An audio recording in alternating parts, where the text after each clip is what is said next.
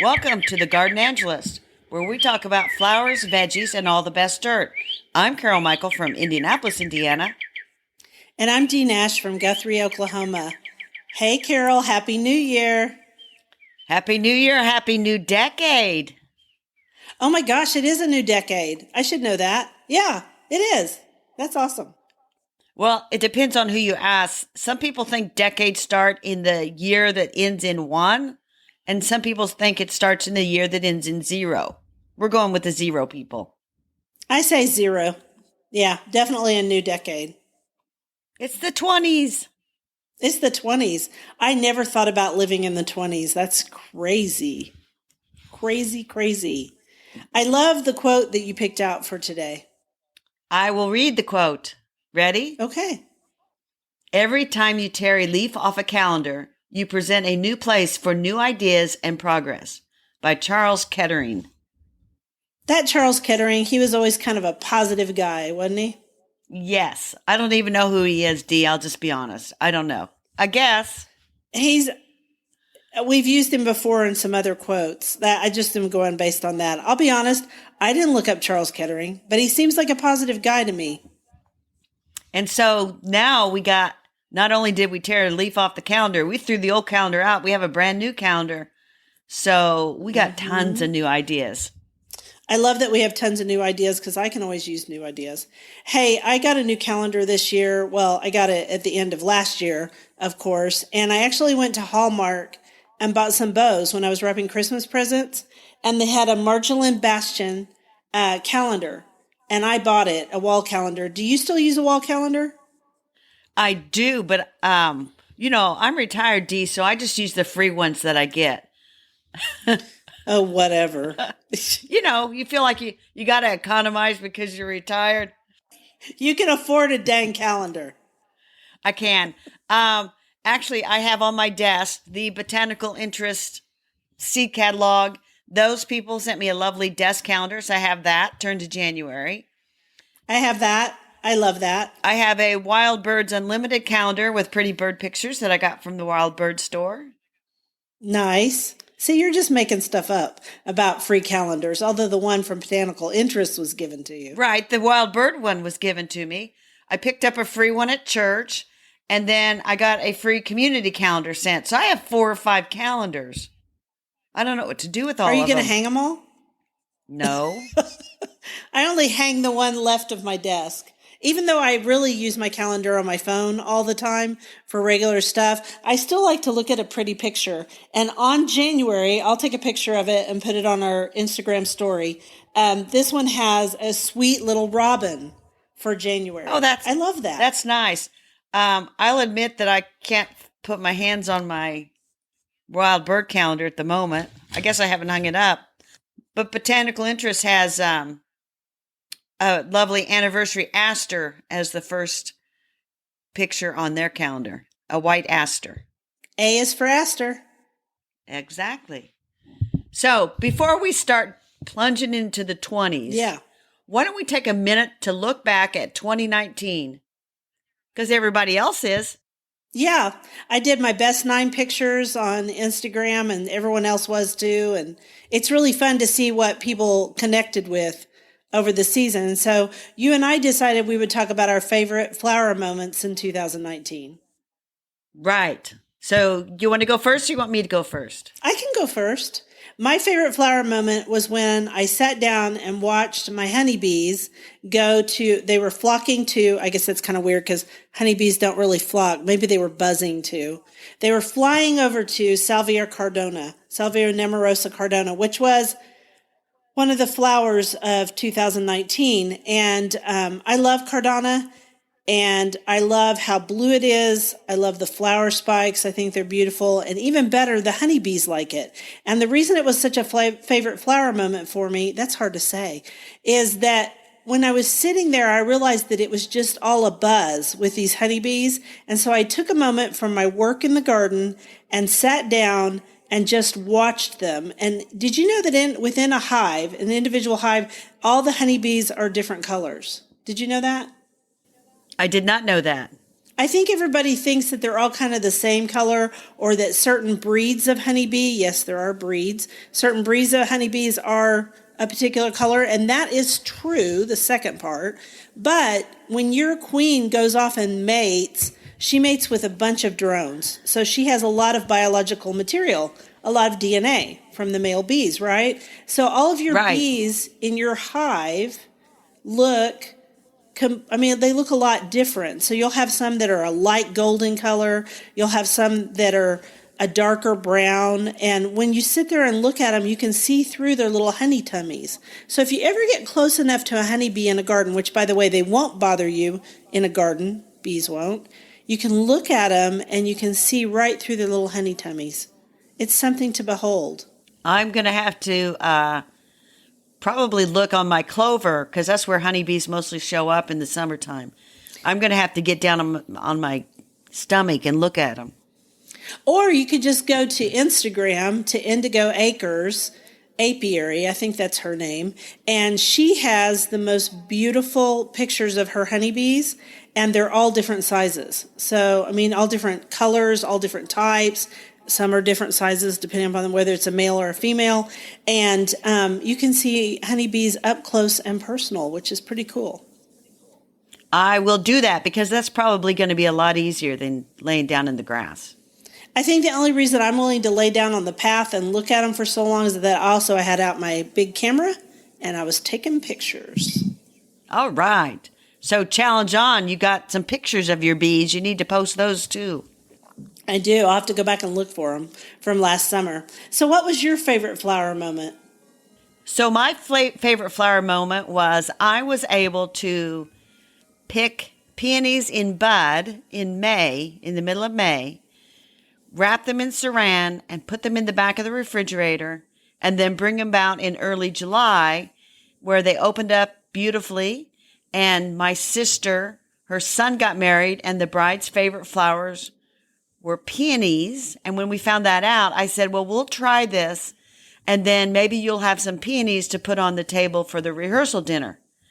And so I was not sure if it was going to work, and it worked marvelously. In fact, we talked about it on the podcast last summer when you did it, and we were both kind of amazed that it worked so well. Oh, it worked great. And this fall, I dug up some roots of the peonies that I had used, and I took them over to the newlyweds' house, and they had a new garden bed that they had prepared, and I planted some peonies for them. Because peonies, as everyone knows, are just the longest living flower. You can have them hundreds of years old, and people pass them down from family member to family member. And in fact, these were a pass along that I had gotten from the ones my dad had, and I suspect he probably got them from his mother. My first peonies were from my mother-in-law, my very first ones. And I'm so glad I have them because they just remind me of her whenever they open up. I still have them all these years later. And fall is a really good time to plant peonies, but you can also plant them in spring. Right. And so we are going to get to resolutions. How can we not? We ought to make a resolution to share more of the flowers from our gardens with friends and family. Dig up pieces and let them have them. I do that all the time, actually. I share a lot of my flowers with lots of friends and whichever family want them, because I think that pass along flowers are some of the best, right? They are some of the best, and they grow the best. You know the secret to getting a pass along flower to grow? Nope, I don't. What is it? Never say thank you when you get one. Oh, come on now. No, you have to say, oh, this will be wonderful in my garden, or I really appreciate the beauty this is going to bring. But if you say thank you, the flower won't grow. It's just a thing.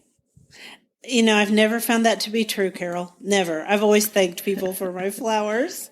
And some of my best flowers are still out there. I can see them from my window.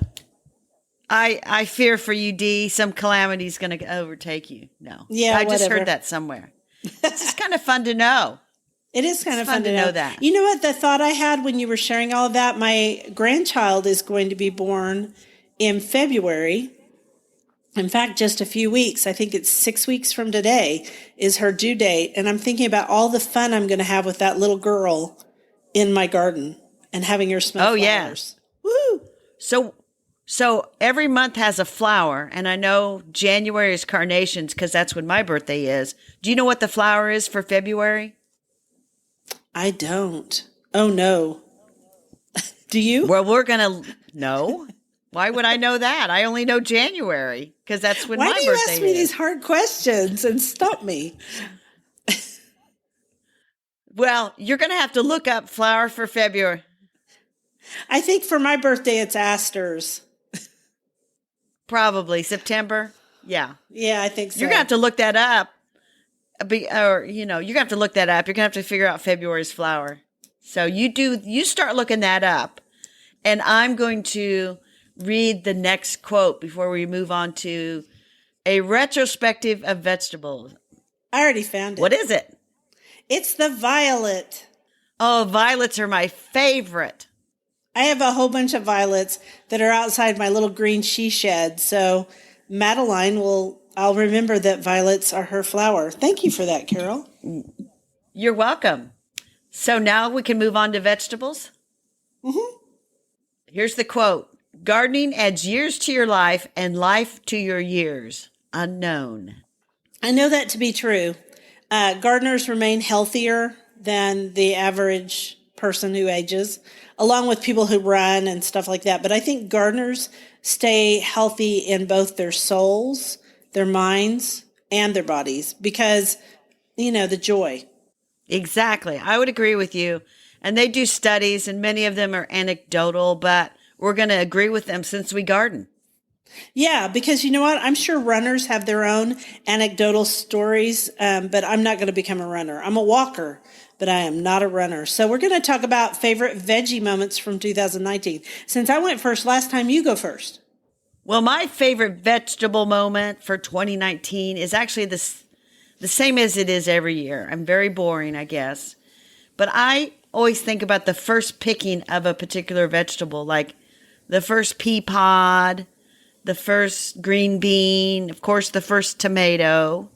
That's my favorite moment in a vegetable garden is when I get that first piece of fruit or vegetable out there. What about the first time you eat lettuce? There's just something about it. Oh, yeah. After the winter and everything. Oh, man. Yes, Yeah. indeed. And then I'm guessing the worst moment for you is when you've got so many tomatoes you don't know what to do with them all. Yeah, that's pretty bad moment.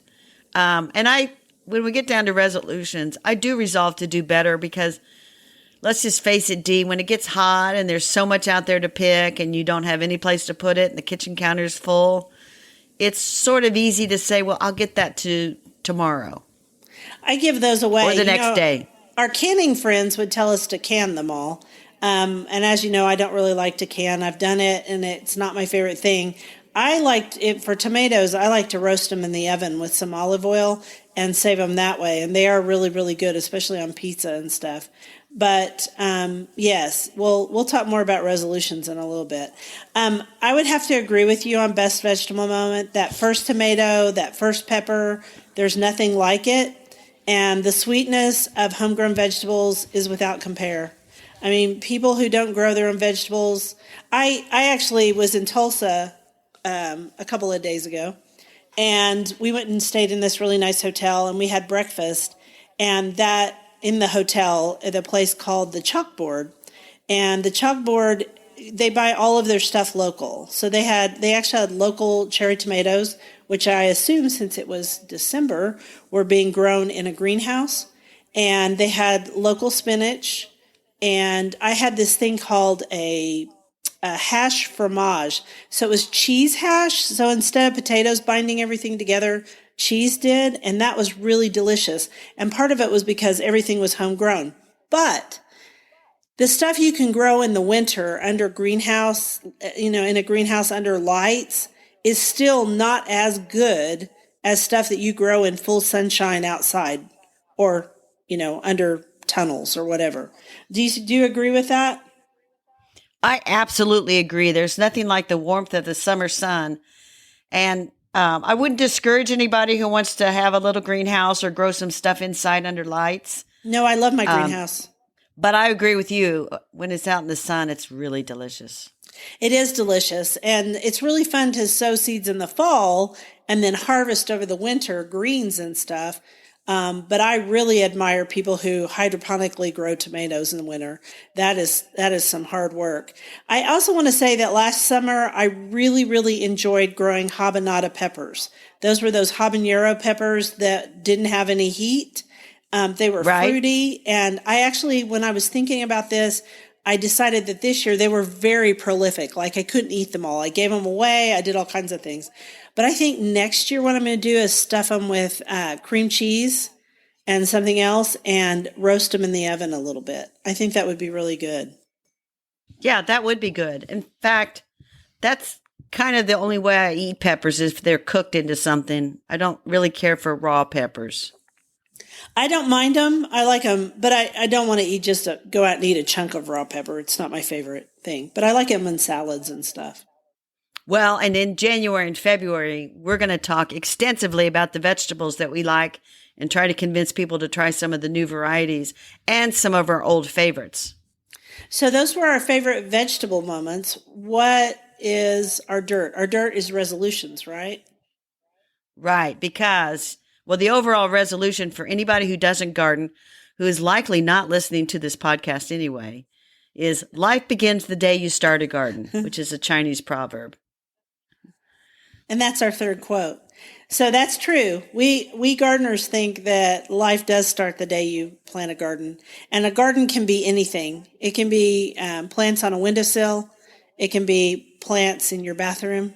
It can be plants that are outside, inside. We are not picky about what the definition of garden is.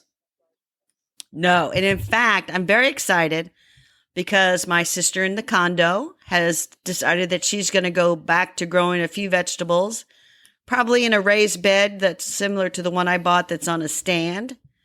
And then my nephew and his new bride also want to do some vegetable growing in some raised beds, also on a stand to keep it away from the dogs.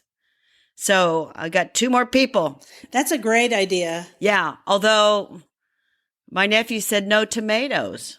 He doesn't like them. You know what? My son doesn't like tomatoes either, but I keep working on him because, I mean, they're really good. I think he doesn't like the texture. I think so. I think my nephew's okay with sauces and things with tomatoes in them. Yeah, but to mine just is. eat a raw tomato, he doesn't like that. Yeah, I would say Britain's the exact same way. But I keep working on him. He does like a lot of other things in the garden, so that's good. So start with your first resolutions. So my first resolution is to hire some help to take the garden up a notch. Yeah, I did that last year. I hired a little bit of help because I'll be honest, I just can't keep up with the 1.5 acres anymore of pure garden. So I have 2 ladies who come over and help me, and they are jewels. I am so grateful for them. Well, I'm going to hire some guys to do some heavy lifting out in the garden, to do some edging of the beds, which is kind of hard work, and sort of fix some areas that I know need to be fixed, but I just kind of run out of time to do it at the end of the day. Yeah, we've got to actually prop up a wall in my potager that is starting to go south, because I live on a hill and it's just over time. Because we put that in 2009, I think. And that'd be 11 years old now. And so my son's going to come over and help me restack that wall because that stuff's hard. Oh, yeah, that's hard work. So I have another one, but you tell me yours before I go through my next one. Okay, so my first one is that I'm going to start cutting back now on really nice days because we do have some nice days in Oklahoma in January and February. And that way I won't be so overwhelmed in spring. One of our friends, Fair Garden, she does that. In fact, she gardens throughout winter, and I admire that so much. Yeah, that's a good idea. And if I hadn't paid these guys that I'm going to have come back in the spring, don't tell anybody, but I've already cut back a significant portion of the garden. So it's in pretty good shape for spring. That's nice. I wouldn't say mine is. I need to cut back my grasses, and I need to start cutting back some of the perennials. There's some debate about whether you're supposed to do that or not because certain creatures, little bugs, live in those live in those stems. And so some people think you shouldn't cut back at all until March, but I have to come back some of it. I can't do it all. And it's a really big garden, so I know that the bugs will be okay. Yeah, and so mine's a really tiny garden. So if the bugs are relying on the perennials in my garden for their livelihood, they're in trouble already. But that's why I said don't tell anybody that it's all cut back already, because I don't want people to know. Oh, okay. Well, so I blasted. You did it to So yourself. I blasted on a podcast. Okay, so another thing is I'm going to pull out some of my non-performing plants that I'm either tired of and in fact, I'm going to continue the annihilation of Rudbeckia goldsturm because there's just too much of it in my garden and it's taking over. And I'm going to get it out of anywhere that's wet. And I'm going to try to plant some of the same type of plants, like more salvias, because they're very unifying. I'm trying to give it more of a unified look, but we'll see how much of that I get done. Okay, so let me get this straight. So you have too much of the Rudbeckia, which would be unifying because you have a lot of it. Right. So you're going to cut out a bunch of that and then plant more of something else so that it will be unifying. I just wanted to make sure I understood. Okay, so as soon as I said that out loud, I thought, oh, Carol's going to love this. Yes, because the Rudbeckia takes over everybody else. You know what I'm saying? It's like crowding everybody out. So I've got to get it to decrowd some. And so maybe in its place, I'll put more Shasta daisies because they like the same kind of conditions.